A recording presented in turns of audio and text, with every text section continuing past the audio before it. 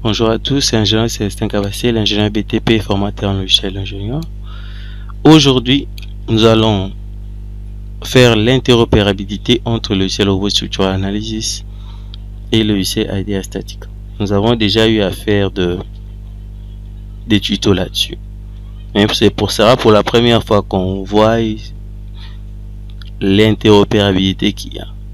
En fait, pourquoi cela? Puisque il peut se faire qu'il y ait des assemblages complexes. Prenons par exemple ces nœuds ici. Nous avons le poteau qui se continue, la poutre transversale ainsi les poutres longitudinales.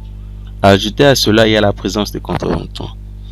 Nulle part dans le robot on peut gérer ces types d'assemblage, c'est-à-dire surtout la présence de contrevenants. Mais par contre, dans le logiciel tel que Revit, structure, oui, et Advanced Steel, vous pouvez vous-même concevoir votre propre assemblage. Et IDEA Statica est conçu pour de telles particularités. Si vous avez ceci, vous pouvez exporter cela sur IDEA Statica, il peut aussi le faire. Donc pour cet exercice, on va traiter d'un cas simple. Je vais d'abord sélectionner.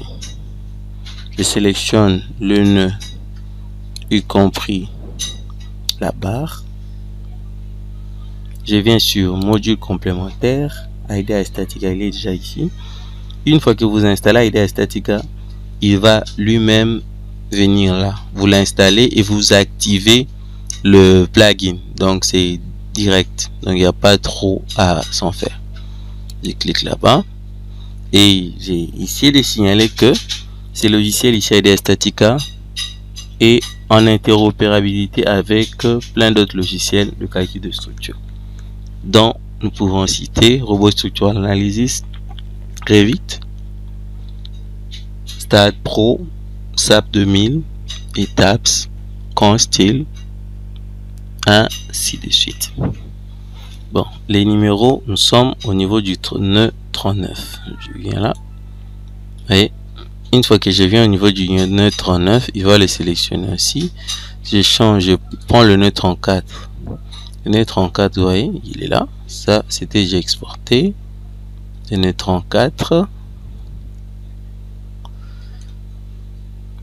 Le nœud 51, vous voyez, le nœud 51 est là. Le nœud 50, c'était quel nœud? 50 et le nœud 41 de l'autre côté. Ok. Nous revenons à notre nœud 39. Je clique sur ouvrir.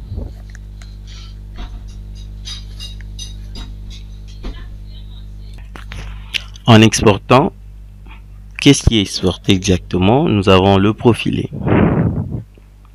Le profilé, sa section, sa nuance, y compris sa classe, ainsi que les différentes sollicitations. Voici les sollicitations. Nous avons un effort normal, un moment de torsion, les moments fléchissants suivant Y et Z, les efforts tranchants suivant Y et Z. On le voit là.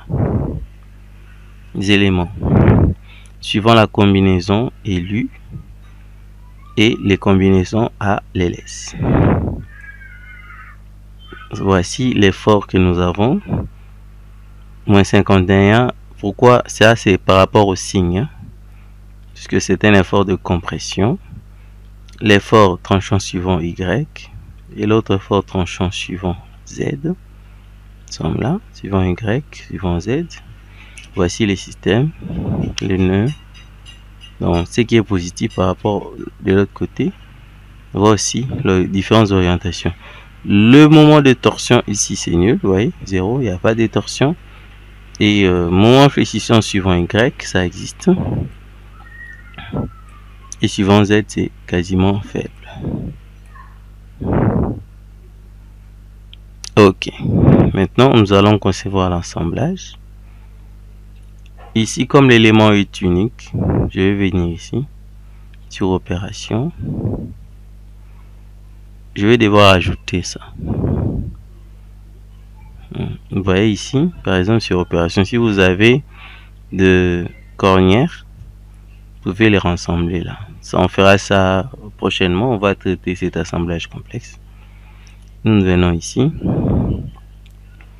J'ai choisi ma nuance ainsi que le boulon que je vais utiliser.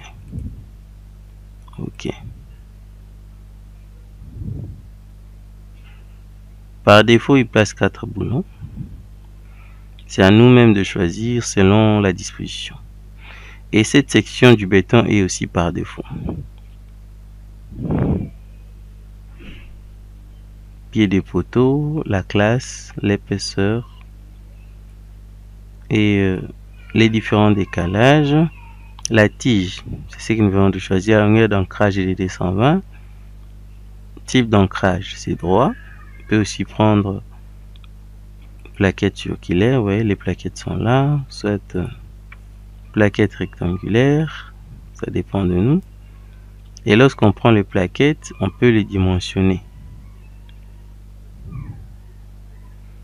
Taille, 100, ligne, colonne, tout ça.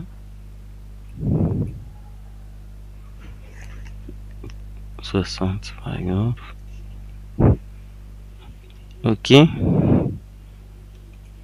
La soudure de la semelle, par défaut c'est 4-4.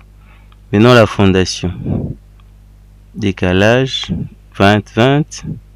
À l'intérieur on a 50. Donc ça fait 490. Plus 200. Et la profondeur c'est 600, donc 60 cm. OK. Une fois qu'on a ça, s'il n'y a rien à changer, on peut alors calculer. Pour le calcul, je tiens à signaler qu'il existe 5 types de calculs. Le premier, il est là, c'est le calcul de la contrainte et déformation. Le deuxième, calcule la rigidité des assemblages.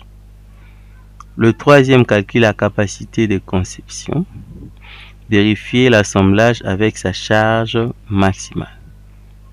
L'autre, ça calcule la résistance de l'assemblage. Calculer les pressions maximales possibles. Et le dernier, ce qui est intéressant, avec ce logiciel, il calcule aussi la fatigue de l'élément. Ce qui est rare à voir dans la plupart d'autres logiciels. Lui, il calcule aussi la fatigue directement. Dans la fatigue de l'assemblage, y compris la fatigue des profilés. OK. Là, je vais lancer le calcul. On va patienter.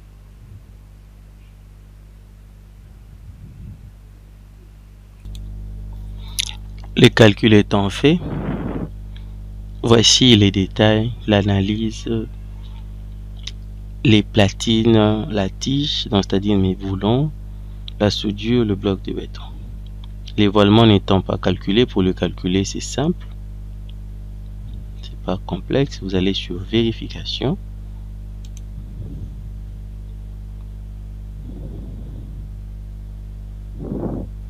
On vient sur calculer là.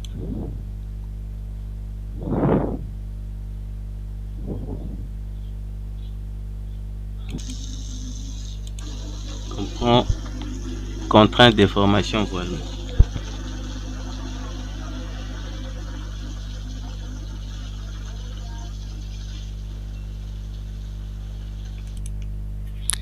Le voilement est vérifié.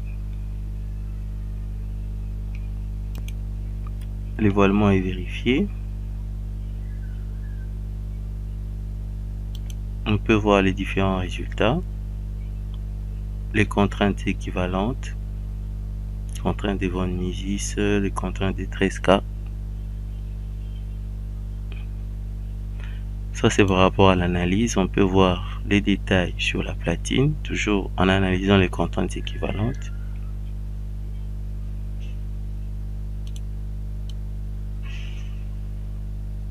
La contrainte équivalente est là. Des déplacements plastiques. La tige, c'est-à-dire des efforts qui règnent au niveau de boulon.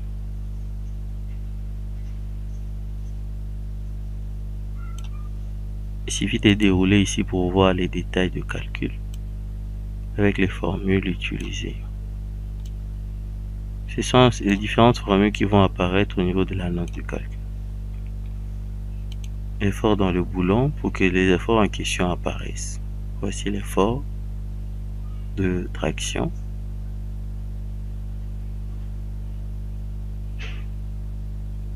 On peut voir le maillage.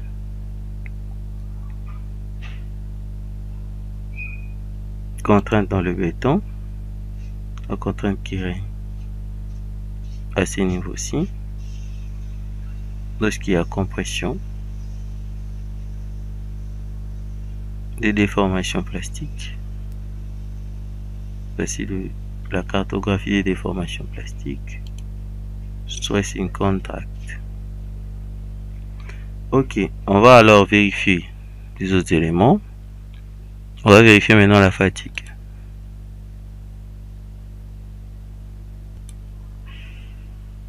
C'est-à-dire, on va relancer le calcul.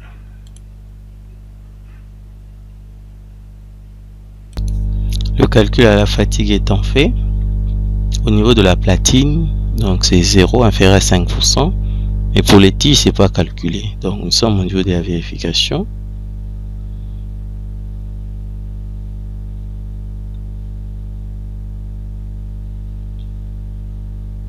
Ok. On peut alors générer le rapport, c'est-à-dire la note de calcul.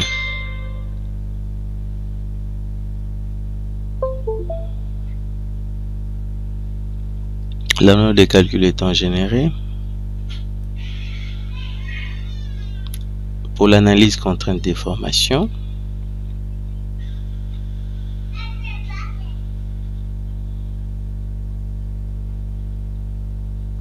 avec tous les graphiques possibles, c'est vraiment une belle note de calcul. Avec tous les détails. Et ceci peut être exporté au format DXF qu'on peut voir dans le logiciel AutoCAD. Dessin, j'ai mis ici pied de photo.